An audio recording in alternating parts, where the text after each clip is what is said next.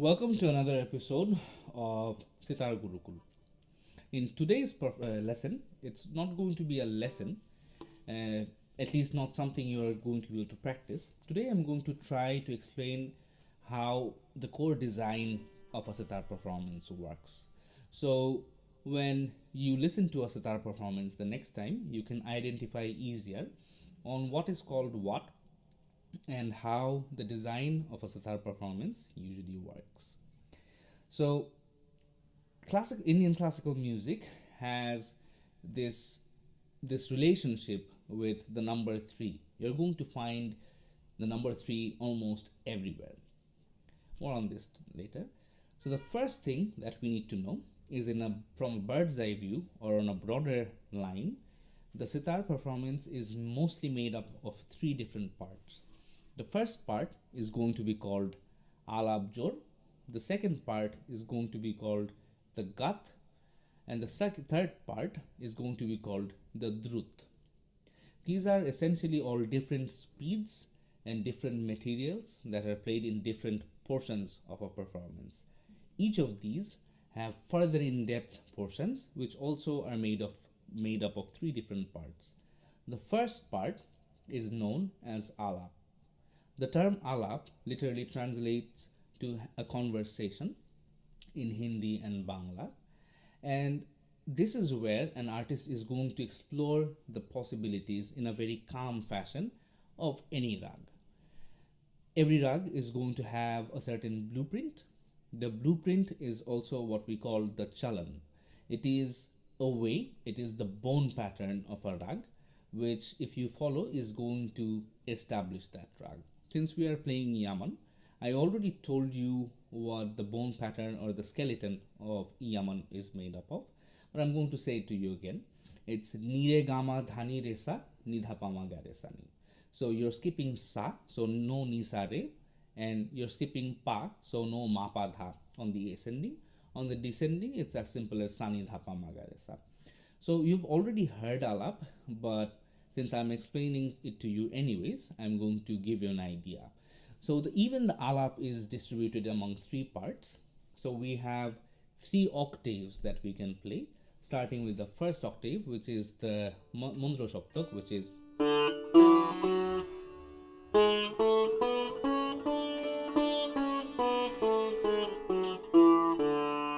So what we usually do is the start of any performance, you're going to see that the artist has just introduced the note Sa.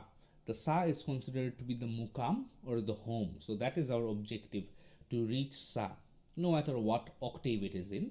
We are going to divide it into parts, and we are going to fidget and tease and make new combinations out of different notes, and we are going to create a compound and tease with the audience's mind and write a story on silence and ultimately reach Sa. Allow me to demonstrate. Usually the first strokes are going to be the introduction of the Sa. In Yaman, this is a pretty textbook introduction of Yaman.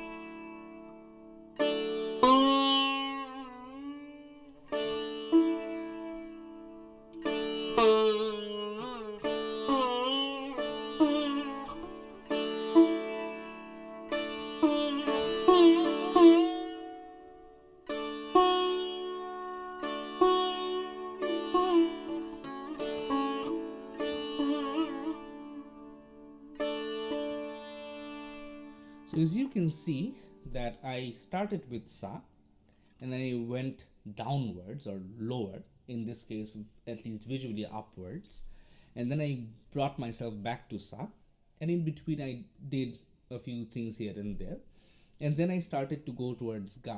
Now there are plenty of things that we need to learn, like the vadi notes, samavadi notes, but we're going to come to that when we are a bit more mature with the sitar. So as you can see, this is the core design of alap.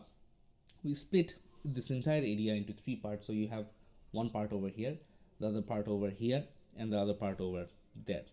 So usually it's a 2.5 to 3, at max 3.5 octaves, based on the human voice, which is why we even the sitar we usually cannot or do not cross that limit, because it's going to sound mechanical since it's completely based on vocal music. So after the alap portion is done and the three portion is done, then the element of rhythm or the element of pulse get introduced through this portion called jor. I was listening to this demonstration by Pandit Nayan Ghosh, and he was suggesting that there are originally 12 portions of jor, but we have kind of shortened it down to 3 portions. But anyone who plays jor or knows how to play jor usually plays all those 12 portions unknowingly most of the time, that are embedded in all these parts. So what are the 3 portions of jor? The first portion of jor is called jor alap. The second portion of jor is called madh jor, and the third portion of jor is called jor jhala. So in jor alap, usually it's still the slow and steady, peaceful alap, but with the element of pulse introduced for the first time. So I'm not calling it the element of tal, because tal means a beat cycle. So us humans, we naturally like to count in 4s. So it doesn't matter if it's a fan, people breaking bricks, or a train passing by.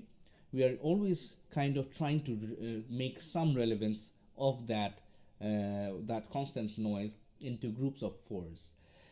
So here it's no different. Even though we're not going to really have a specific beat or a specific sum or a specific one of the beat cycle or the pulse that we are providing, which is why we are going to call it a pulse, which means it's just a beat, no cycles involved. So a typical jor is going to usually start like this.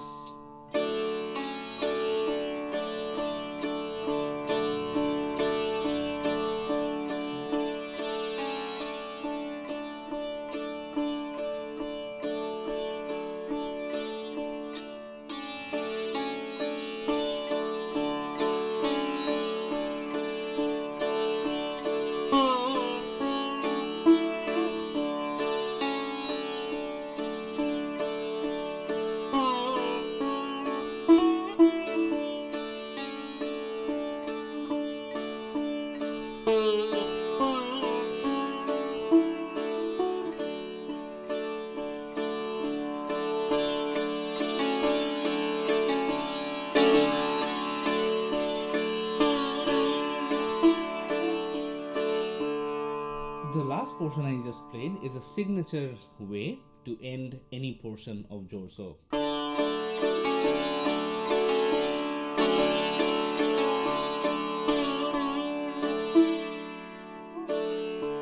after this, we have concluded the jor alap, and it will usually go up till here. It truly depends on the artist's way or the artist's imagination or his or her system of jor. But after that is gone, then we have the madh jor. Madh jor is basically means the medium tempo. So all these namings, they have a lot to do with the tempo. The tempo is very important in our kind of music. So the second bit is going to be called the madh jor. The madh jor is a medium tempo jor, and what it does is we're going to introduce a sequence. So it can be made up of multiples of 2 beats. So it can be 8, 16, whatever. But what we're going to do is we have like tens of different patterns, and it's up to the artist what pattern the artist selects, and we are going to elaborate on that pattern. So it starts to take pace. So you have tans, you have paltas, and all of that, including this rhythm that we are going to introduce, that we are going to keep coming back in. So for example, this rhythm, of course there are bridges, beautiful bridges that an artist creates in between all of these. So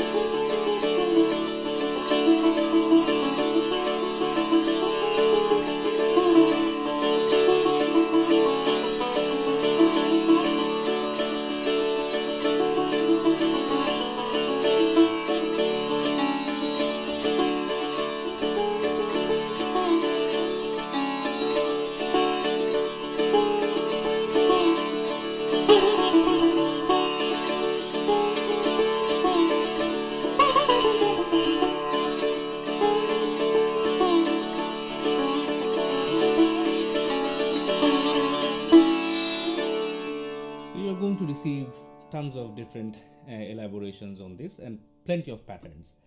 Next and the last portion of Jor is Jor Jhala. So we already know what Jor is, we already know what Jhala is, since we have been doing a practice of the traditional Jhala.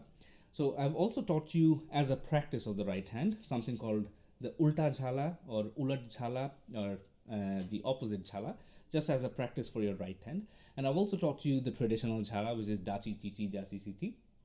So there are plenty of different ways that jhala can end.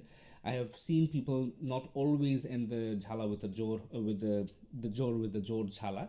The point is that these are the traditional forms, and you can mix and match and kind of do anything that you can make sense out of. But here's a demonstration of jor jhala. So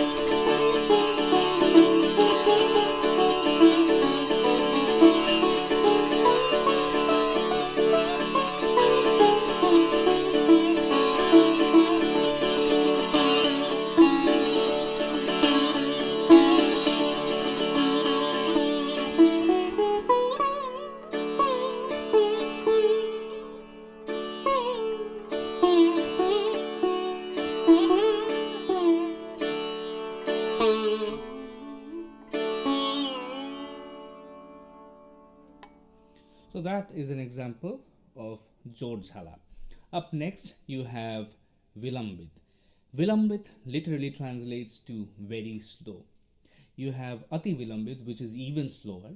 But usually, we sitar players or instrumentalists, we usually stick to Vilambit, which is a medium slow tempo. So I'm going to select 60 BPM over here. That's my favorite speed. And I'm going to try a Vilambit composition. The purpose of Vilambit composition is that's where the tabla starts to kick in, and the tabla player usually plays solos in the beginning, and the sitar player in this case will play elaborations of a specific composition. There are plenty of compositions. I'm going to play one that I heard from Ustad Shahid Parvez, one of my most favorite sitar players. So what the artist is going to do is he or she is going to introduce elements, patterns, and different kind of things, and further beautify.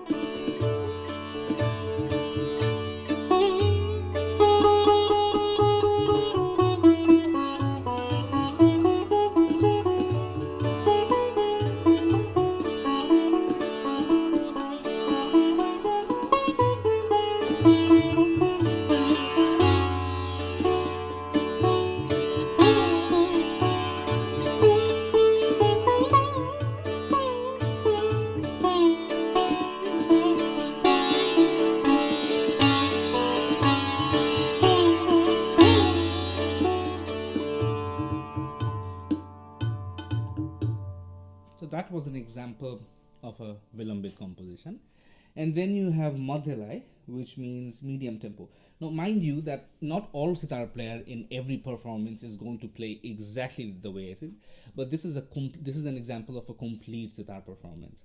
Of course, there are variables: what rag the person is playing, how much time the person has to perform, and a lot of variables. But this is the core performance technique.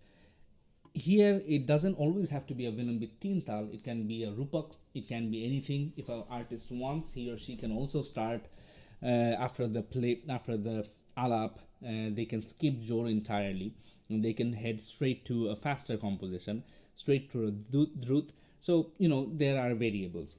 So after that, it's going to be a Madhyalai, which is medium tempo. A medium tempo, let's say we are taking, for example, 100 BPM, which is also considered to be the start of the medium tempo.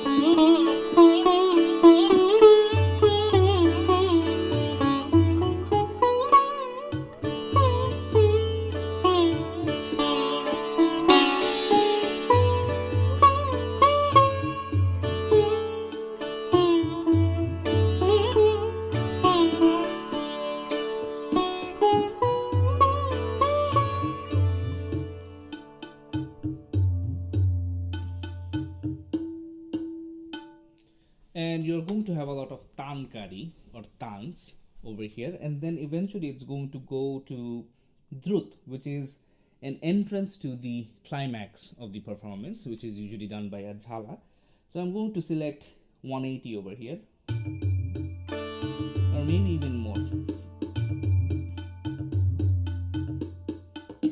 Let's try a bit more. So this is 250 BPM.